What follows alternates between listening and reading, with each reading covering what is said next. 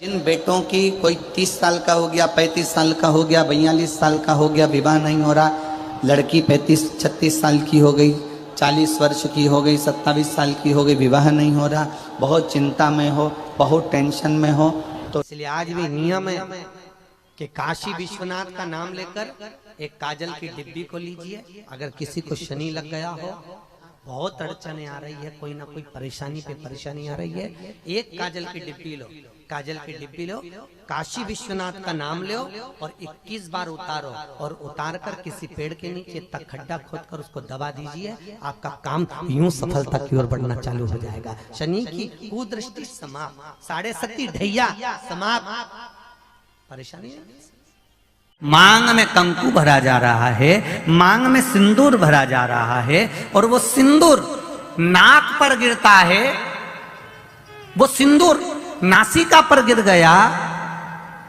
तो कहते हैं कि कोई काल आने वाला था पति के ऊपर, वो काल टल गया और नाक पर सिंदूर आया तो नारी का सौभाग्य और अखंड हो गया। इस दिन घर में क्लेश हो रहा हो, भाइयों में आपस में झगड़ा हो रहा हो, देवरानी जेठानी में झगड़ा हो रहा हो, सास बहू में झगड़ा हो रहा हो और शांति हो ही नहीं रही, बहुत प्रयास कर लिया तुमने कि शांति नहीं हो रही, तो प्रयास करो। प्रदोष के दिन एक बेलपत्र लीजिए,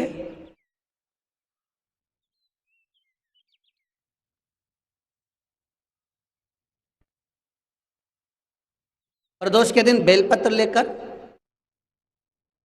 अपना जो परिंडा होता है, परिंडा जानते हो, मटका हंडा जहां पानी भरते हो, पितरों का स्थान, उस परिंडे को बेलपत्र छुआकर उस बेलपत्र को शंकर भगवान के ऊपर जो जलाधारी होती है, उस जलाधारी में इस डंडी को अपने घर का नाम गोत्र बोलकर उसको डाल दिया जाता है।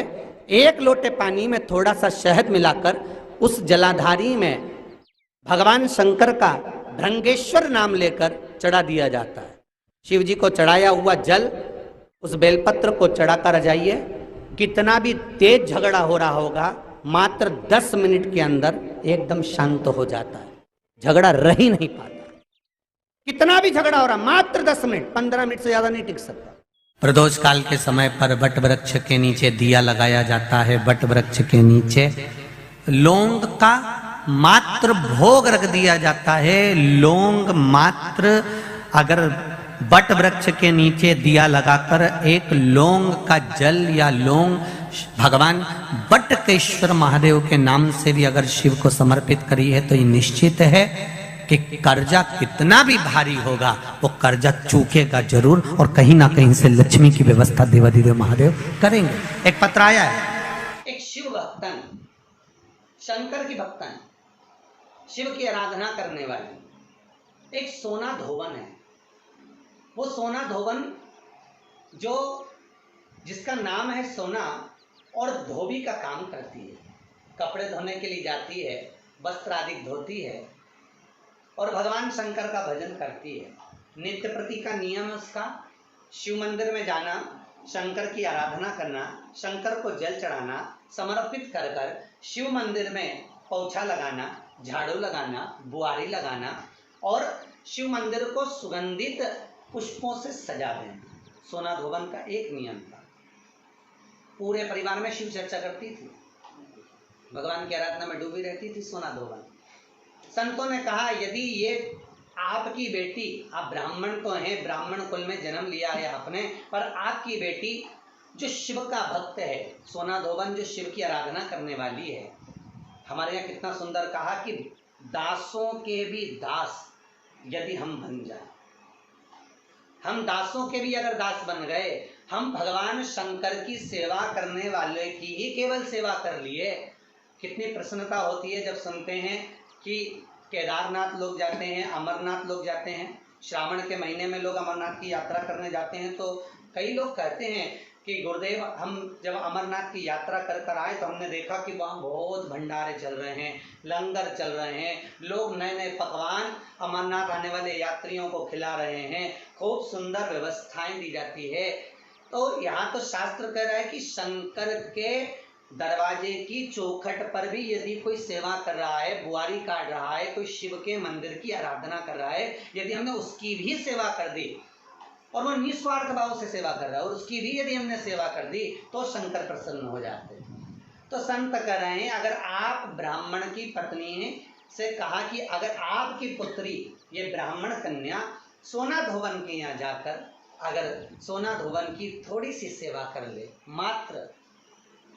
मात्र 7 दिवस तक सेवा कर ले तो इस कन्या का भाग्य बदल जाएगा। अब सोना धोवन तो सत्संग में लगी रहती, भजन में लगी रहती, शिवाराधना में लगी रहती, नमः शिवाय ओम कहती रहती, उसका नियम नमः शिवाय ओम का स्मरण नित्य प्रति करती, श्री शिवाय नमस्तुभ्यम का जाप करती, शंकर के भजन में डूबी रहती। कन्या को मालूम पड़ा, माता पिता ने कहा बेटा सोना धोवन है, ब्राह्मण कुल में तुम्हारा जन्म हुआ है, तुम जाकर सेवा करो, हम भी कहते हैं, मना नहीं है, पर जगत क्या कहेगा। बेटी कहती है माँ यदि संत के मुख से निकली हुई वाणी सिद्ध होती है तो मुझे सेवा करने में क्या दिक्कत है, मैं सेवा करने को तैयार हूँ। अब बेटी प्रातः में जल्दी उठ जाती और ब्राह्मण कन्या उठकर तुरंत सोना धोवन के घर पहुंच जाती। सोना धोवन की एक बहू और बेटा थे, सोना धोवन का पति था घर में। ये सब उठे उससे पहले ये घर में प्रवेश कर कर झाड़ू लगाकर, पोछा लगाकर, वस्त्र आदि धोकर और ब्राह्मण कन्या पूरे घर की बुआरी कर कर, दीप प्रज्वलित कर कर, सोना धोवन के दरवाजे पर दीप लगाकर और आ जाती। अब सोना धोवन 4 दिन 3 दिन निकले और 3-4 दिन निकलने पर बहू से कहा बेटा तो इतनी जल्दी जग जाती है, सारी सेवा करके पूरे घर का सफाई कर देती है, मुझे मौका ही नहीं देती आजकल। बहू बोली माँ मुझे तो लगा कि आप सुबह जल्दी उठते होगे। तो माँ को लगा कि बहू उठती है, बहू को लगा कि सास उठती है। दोनों ने विचार करा कि फिर अपने घर में आकर इतनी सेवा कर कर, झाड़ू आदि बुआरी आदि कौन कर कर जा रहा, देखे तो सही। कौन कलश भर कर जाता है जल का शंकर जी के लिए, कौन फूल रख कर जाता है शिव जी के लिए, कौन बेलपत्र रख कर जाता है शिव जी के लिए, कौन इतनी सामग्री जुटा कर जाता है शंकर जी के लिए, कौन चंदन घिस कर जाता है शिव जी के लिए, मुझे देखना है। अब बहू और सास एक बार दोनों ने उठकर प्रातः में जल्दी देखा, ब्राह्मण कन्या सुबह आई, बुआरी झाड़ू लगा रही थी, चंदन आदि घिस रही थी और सोना धोवन ने उसको देख लिया, देखकर उसके चरणों में गिर गई। सोना धोवन उस ब्राह्मण कन्या के चरण में गिरी, प्रणाम किया, नमन किया, बेटा आप ब्राह्मण कुल की बेटी हो, आप मेरे घर में बुआरी काट रही हो, मुझे दोष लगेगा, आप ये क्या कर रही हो, आपसे निवेदन है आप ऐसा ना करिए, मुझे दोष लगेगा, मैं शिव की आराधना करती हूँ। कन्या ने हाथ जोड़कर निवेदन करा सोना धोवन से, माता जी मेरे हस्त कमल में, मेरे भाग्य में पति का सुख नहीं है, मेरे भाग्य में विवाह नहीं है, पर मुझे संत ने कहा है यदि शिव भक्तन सोना धोवन के अगर केवल सेवा ही मिल गई तो उससे तुम्हारा भाग्य खुल जाएगा, उससे तुम्हारे हस्त कमल में विवाह योग आ जाएगा। आप कृपा करिए, मेरे पिताजी ने जो वर ढूंढा है उससे मेरे पिताजी विवाह करना चाहते हैं, पर मेरे भाग्य में लिखा है कि विवाह के बाद भी मेरा सौभाग्य समाप्त हो जाएगा, आप कुछ कृपा करेंगी? क्यों नहीं, अगर मेरे द्वारा आपका हित होता है तो हित करने में क्या दिक्कत है, अपने माध्यम से अगर किसी का भला हो रहा है जरूर हो। सोना धोवन ने कहा आपके विवाह में मैं पहुंचूंगी और अपना सौभाग्य आपको प्रदान करूंगी। संत ने कहा था माँ कि सोना धोवन के मस्तक का सिंदूर यदि तेरे मस्तक पर आ जाएगा तो तेरा बाल भी बांका नहीं होगा। माँ ऐसी कृपा करिए, मेरा सौभाग्य बना दीजिए। जिस दिन कन्या का विवाह था उसके प्रथम में वर कन्या की मांग में सिंदूर भरे, उससे पहले सोना धोवन पहुंच गई। जैसे ही सोना धोवन ने अपनी मांग का सिंदूर निकाल कर जैसे ही उसी पल कन्या के मस्तक पर दिया, कन्या के मस्तक पर देते ही सोना धोवन का जो पति था एक जगह पर बैठा हुआ था, उसका पति के प्राण निकल गए, क्योंकि सोना धोवन को लगाया तो सोना धोवन ने जाते जाते अपनी बहू से कह दिया था ससुर का ध्यान रखना। प्राण निकलते से ही जैसे ही मांग में सिंदूर दिया, सोना धोवन का मांग का सिंदूर जैसे ही हटा, हटते से ही सोना धोवन को ज्ञात हो गया कि आज मुझे लगता है कि मेरा पति नहीं रहा। नैनों से नीर बहा, सोमती अमावस्या का दिन था, जिस दिन उस ब्राह्मण की कन्या का विवाह हुआ था, धोवन सिंदूर देकर आ रही थी। धोवन का नियम था शिव की आराधना कर कर सोमती की फेरी लगाती थी। आज वही सोमती अमावस्या पड़ गई, और सोमती अमावस्या पड़ी तो जब घर से चली तो हाथ में कोई वस्तु नहीं थी। सोमती अमावस्या के दिन पीपल के वृक्ष की फेरी जो लगाई जाती है वो खाली नहीं लगाई जाती, चाहे कच्चे सूत से लगाओ, चाहे 108 आप हल्दी की गठान रख लो, चाहे आप कमलगट्टा रख लो, चाहे आप सिंदूर की डब्बी रख लो, चाहे आप दाग चिरौंजी रख लो, पर 108 वस्तु होना जरूरी है। सोना धोवन के हाथ में कुछ भी नहीं था। पीपल के वृक्ष को देखा, सोमती अमावस्या है और मेरा नियम है मैं सोमती अमावस्या को 108 फेरी देती हूँ अखंड सौभाग्य के लिए। लगा, उधर पति तो चला गया था। सोना धोवन ने एक ईंट पड़ी हुई थी, ईंट के 108 टुकड़े कर लिए, और ईंट के 108 टुकड़े कर सोना धोवन ने पीपल के वृक्ष के नीचे पहुंचकर, पीपल देव में जिसमें 52,000 ब्राह्मणों का वासा होता है, जिस पीपल में सारी सिद्धियां प्राप्त होती है, जिस पीपल में स्वयं लक्ष्मी नारायण के साथ निवास करती है, जिस पीपल में स्वयं सूर्यदेव शनि महाराज और यमराज को विराजमान करते हैं, उस पीपल में जिसमें ब्रह्मा विष्णु शिव सदा निवास करते हैं, ऐसे पीपल की जब फेरी लगाना सोना धोवन ने चालू करी तो महाराज शिव महापुराण की कथा कहती है, सुंदर नर्मदा पुराण की कथा कहती है, 108 ईंट की खोड़ से, ईंट के टुकड़े से जब सोना धोवन की फेरी पूर्ण हुई, जैसी पूर्ण होती है सोना धोवन अपना पल्लू पसार के प्रणाम जैसी करती है, पीपल के वृक्ष पर जो सिंदूर लगा था सोना धोवन ने जैसे अपनी मांग में भरा, वैसे उसका पति वापस जीवित हो गया, वापस जीवित हो गया। सोमती अमावस्या का फल ही यही है कि जिन वर कन्या का विवाह नहीं होता, जिन लड़का लड़की का विवाह नहीं होता, जिन पति पत्नी में आपसी में टकरार चल रहा हो, अदालत तक बात पहुंच गई हो, जिस घर में शांति नहीं रह रही हो, आपस में क्लेश बड़ा मचा हो, ऐसी हो गया मन में कि अब ये तनाव बहुत बढ़ गया है, संबंध टूट जाएगा, तो निवेदन है सोमती अमावस्या के दिन आप भी सोमती अमावस्या के दिन पीपल के वृक्ष के नीचे जाकर उस पीपल की पूजन कर कर उस पे कुंकु सिंदूर चंदन समर्पित कर कर कच्चे सूत से 7 परिक्रमा करिए। 7 बने तो 7, वैसे तो 108 लगाओगे तो आपके जीवन में सुखता आएगी। और ये वो सोमती अमावस्या पड़ रही है जिसको सोम पुष्प कहा जा रहा है, पुष्य नक्षत्र पड़ रहा है, और ऐसे श्रावण के अंतर्गत पड़ रही जिसमें 2 शनि प्रदोष है, जो स्वयं भगवान शंकर के लिए शुभ है। आप 108 फेरी लगाएं, चाहे दाने से लगाएं, चिरौंजी से लगाएं, जिससे भी लगाएं, पीपल की पूजन करें, जल अर्चना करें। इतना निवेदन करता हूं कि आपके घर में अशांति नहीं हो सकती, परिवार में प्रेम जरूर बढ़ेगा।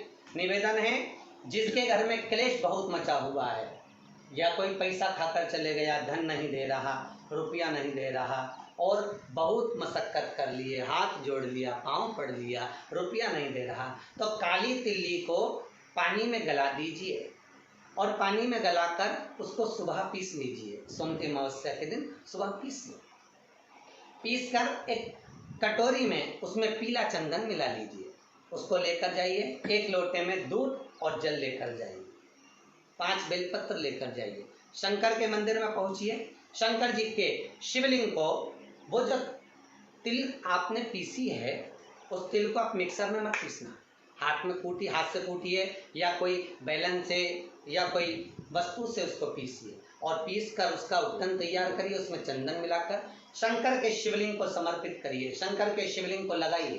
केवल शिवलिंग को ही नहीं, भगवान शंकर की संपूर्ण जलाधारी पर, जहाँ शंकर भगवान की बेटी अशोक सुंदरी है, कार्तिकेय जी हैं, गणेश जी हैं, उस पूरे जलाधारी में जहाँ पार्वती मैया भी विराजमान है, पूरी जलाधारी को समर्पित करिए। समर्पित कर कर त्रिपुंड लगाइए, अपनी 3 उंगलियां उसी चंदन पर फेर दीजिए, फेर कर अपनी कामना कर कर बेलपत्र चढ़ा दीजिए, 5 या 7 बेलपत्र आपके भाव से आप शिव को समर्पित कर दीजिए।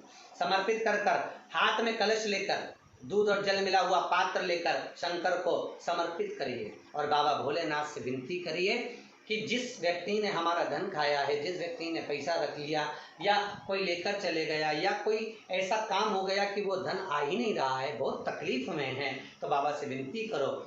मुझे पूरी उम्मीद है कि सोमती अमावस्या इस बार आप जो कर रहे हैं, अगली सोमती अमावस्या जब आएगी, इतनी प्रसन्न चित्त में आप ये पूजन करेंगे, वापिस करेंगे और पूरे परिवार समेत करेंगे। जब आपका धन आ जाएगा, वैभव हो जाएगा, तो आप वापिस उसको धारण करेंगे। फिर निवेद और लिख के रखना, अगली सोमती को फिर करना। जब सोमती अमावस्या पड़े फिर उसको करिएगा, आपको फल अधिक मिलेगा। मेरा निवेदन, जिन कन्या और वर के विवाह नहीं हो रहे, वो सोमती अमावस्या के दिन जाकर बाबा पीपल के पेड़ की फेरी अवश्य दें। 108 नहीं बने 7 अवश्य दें। पूजन कर कर, दिया लगाकर, घी का दीप प्रज्वलित कर कर बड़े आनंद में पीपल देव का पूजन करें। और निवेदन, जिस व्यक्ति को रोग बहुत हो, चाहे शुगर हो, बीपी हो या घुटने में दर्द हो, कमर में दर्द हो या बहुत कष्ट का जीवन निकल रहा हो, यहाँ तक कैंसर जैसी भी बीमारी यदि आपको है, तो ये सोम पुष्प को छोड़ना मत ही। श्रावण के महीने में पड़ने वाली सोमती अमावस्या को मत छोड़ना। निवेदन है, आप एक पात्र जल जिसमें पीला चंदन, पात्र के जल में एक कलश में जल लीजिएगा, उसमें पीला चंदन घोल लीजिए। पीला चंदन घोलकर उसमें थोड़ी सी काली मिर्ची पीस कर मिला लीजिए। काली मिर्ची को पीस कर डाल दीजिए और उसमें 7 बेलपत्र उसके अंदर डाल दीजिए। 7 बेलपत्र के साथ में 7 वृक्ष के पत्ते, कोई भी वृक्ष जो आपके पास में हो, 7 वृक्ष के पत्ते उस कलश में डाल दीजिए। घर से निकलते समय पूरे घर का भ्रमण करते हुए, जिस व्यक्ति को रोग बहुत है उस व्यक्ति का स्पर्श कराते हुए वो जल शंकर भगवान के ऊपर समर्पित कर कर, थोड़ा सा जल बचाकर, पत्तियां सब शिव जी को चढ़ाकर, थोड़ा सा जल बचाकर शंकर की देहली पर चढ़ा दीजिए। शंकर की चौखट पर, भगवान शंकर के शिवलिंग की चौखट पर समर्पित करें। शिवलिंग की चौखट पर समर्पित कर कर उसी जल जो आपने देहली पर चढ़ाया है, उसी जल का भाग थोड़ा सा कटोरी में 1 चम्मच के बराबर लेकर आइए। जो व्यक्ति बीमार है उसके शरीर पर उसको छींटा दीजिए। 3 बार छींटा देना है, सुबह, दोपहर और शाम। उसके बाद में बाबा विश्वनाथ से प्रार्थना करिए। शाम के समय घर के बाहर एक घी का दिया अवश्य लगाइए। मुझे पूर्ण उम्मीद है सोमती अमावस्या श्रावण के महीने की रोग मुक्त करेगी, अधिक फल आपको प्रदान करेगी, सुख का अनुभव कराएगी, आपके जीवन का कल्याण करेगी। और निवेदन, सोमती अमावस्या हमारे जीवन को फलित करने वाली है, सुख देने वाली, आनंद देने वाली, हम उसका लाभ अवश्य लें।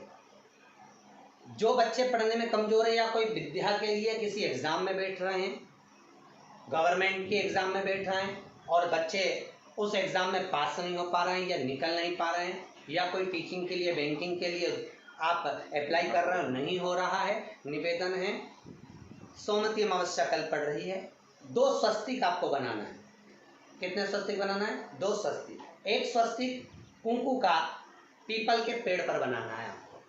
पीपल के पेड़ पर बनाने के बाद में जमीन पर, भूमि पर एक घी का दिया लगाना है। दूसरा स्वस्तिक शंकर के मंदिर की चौखट पर आपको बनाना है, किसी भी एक साइड में, चाहे राइट में बनाना है चाहे लेफ्ट में बनाना है।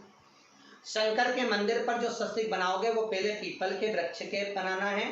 पीपल के वृक्ष के बनाने के बाद में शंकर के मंदिर में शाम के समय आप जाकर स्वस्तिक बना सकते हैं। दोपहर से लेकर शाम तक कभी भी स्वस्तिक बनाएं और एक घी का दिया वहाँ रखा है। बस इतना याद रखना, पीपल के पेड़ के नीचे जो स्वस्तिक बनाओगे वहाँ जो घी का दिया लगेगा उसमें गोल बत्ती लगेगी, फूल बत्ती लगेगी।